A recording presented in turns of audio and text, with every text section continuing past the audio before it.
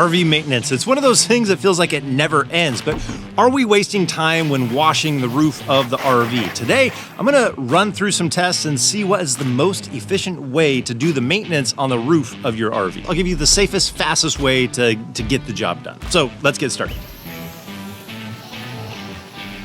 So last time I did the maintenance on the roof of the RV, it took me half the amount of time that it did before, and it was just switching from what I used to use originally to a chemical that's still safe to use on the roof, but cut my time in half. And I'm wondering if I can make it even easier than that. So I'm setting up a test to be able to see which of the 4 cleaning products they recommend will get the job done fastest without harming the RV. We can use a really harsh chemical and make the roof look amazingly spot-free white, but it's really gonna degrade the roof and whatever that chemical is coming down the sides of the RV. We don't wanna do any damage to the fiberglass on the exterior. So the 4 cleaners that they recommend are Dawn dish soap, Simple Green, Murphy, and Spick and Span. Once we get the best cleaning solution, there's really only a handful of things just to really pay attention to. This is not a complicated task, but paying attention to these things can make your roof last longer and help you not cause damage to the RV. Now for the test, I'm looking for the same conditions of how I like to clean the roof. You don't want to do this in direct sunlight. And the second thing is I like to spray on my cleaner. That way it has a chance to sit there and dwell before I start agitating, before I start scrubbing it.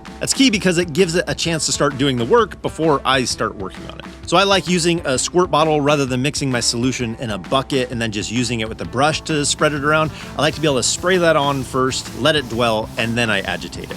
I tried to keep the scrubbing as equal as I could across all 4 of them so we can actually see which cleaner is going to do the most work for us. But we can see from this test, we have Dawn dish soap coming in last. We can see that Simple Green is making it look really clean there. The Murphys didn't do bad, but it's leaving the water to kind of bead up on top of it. And the Spick and Span, I would actually say probably came in second place. So Simple Green is what I'm going with because it seemed to clean the best. And kind of a bonus thing about it is it wasn't quite as slippery as some of the other ones on the roof once you sprayed it on there. I appreciate that. Now, as we go into the techniques to make this go even smoother and faster, I want to thank eTrailer for sponsoring this video of the tips and the test to be able to give you the information. eTrailer has so many different things on their website. Just looking on the roof, you can see so many different upgrades from the vent fans to vent covers, or if you needed to do a repair on the deteriorating plumbing vents that are up there, or you can even get TPO material if you needed to do a major repair on the roof. They really are a lot more than hitches and bike racks. Or if you had a question, needed to call in, they have US-based customer support. So it's easy to be able to talk to somebody, get the information, and find what you needed to find. They really are a good resource for RVers. So there's gonna be a link down in the description to eTrailer. Thank you, eTrailer, for sponsoring this video. So that brings us to 5 tips to make this go smoother and not damage the RV. Number 1,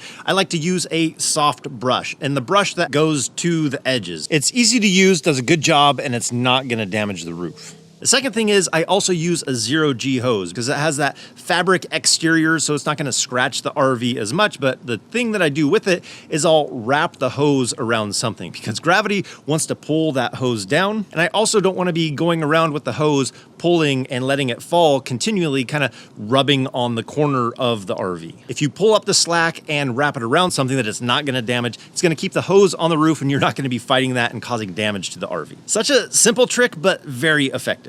And again, I think it's really important, so I'll say it again, to spray that cleaner on and let it start doing its work. You definitely don't want it to dry on there, but let it sit on there and do the work before you start scrubbing on it. Which is why you don't do this on a sunny day. You wait for a cloudy day, a shady spot, or early in the morning. And that's the 4th tip. I like to take my brush and I'll go in a cross hatch pattern. So I'll go kind of top to bottom and then I'll switch and take that left to right and work it in. It helps you not miss anything. And with having that brush that goes up on the sides, you can use that in the tight places. So you can get in between the AC and solar panels and whatever else might be on the roof, it gives you a chance to get into those areas. And then to get in some of those more tight areas, I'll use a little whisk broom that we have. It works out fantastic. We use this for cleaning off our steps, but it works great for getting into those tight to reach areas. And if we do have an area that has some stubborn stains, I will use a brush that I can go down by hand and get that stain and kind of work on it a little bit deeper.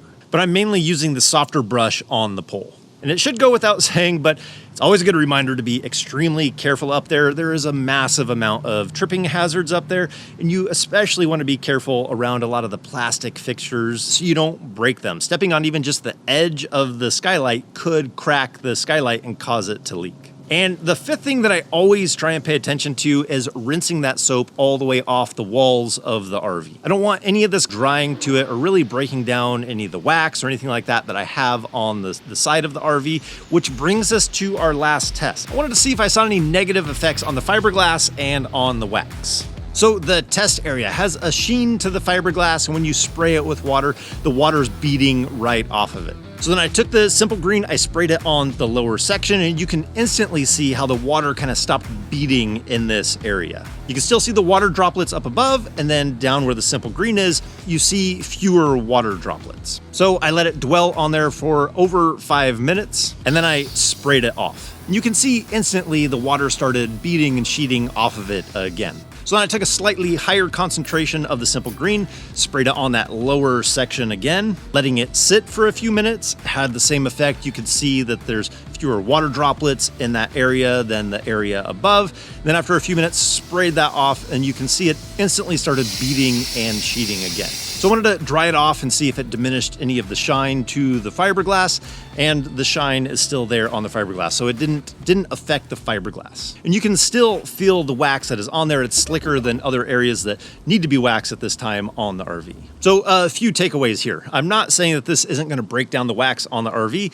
I absolutely do think over time this would break down wax, and if you have kind of at the end of the life failing wax on the RV, it's probably going to strip the rest of it off. Now, we have been using the Turtle Wax graphene coating, and I switched to that a while ago because of its really high chemical resistance. So I imagine that that's going to do better than some of the waxes that are out there, but the Turtle Wax survived a couple of rounds of the simple green solution on it, dwelling for a few minutes. We did just use the ready-to-use spray bottle of simple green, and we still had a little bit left over after doing our 35-foot fifth wheel. So that gives you an idea of how much we use to do ours. Also, this is something that I like to do about 3 times a year. If you do it often like that, it doesn't take you a ton of time. You can get up there, bust it out in no time at all, and be done. It'll take you a lot longer to get those stains off if you wait longer in between each of the cleanings. And this is the perfect time that you'd want to get up there and check all those seals. Now that it's clean, you can kind of see any of the cracks or any of the areas that need to be addressed and fixed so that you don't have any leaks. I also do like to use a UV protectant on any of the plastics that are up on the roof because those can get brittle in the sun,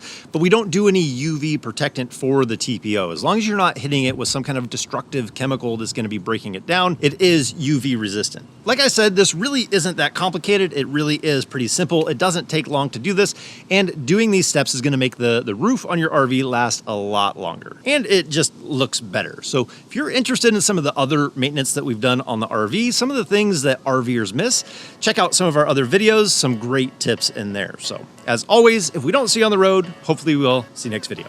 Take care.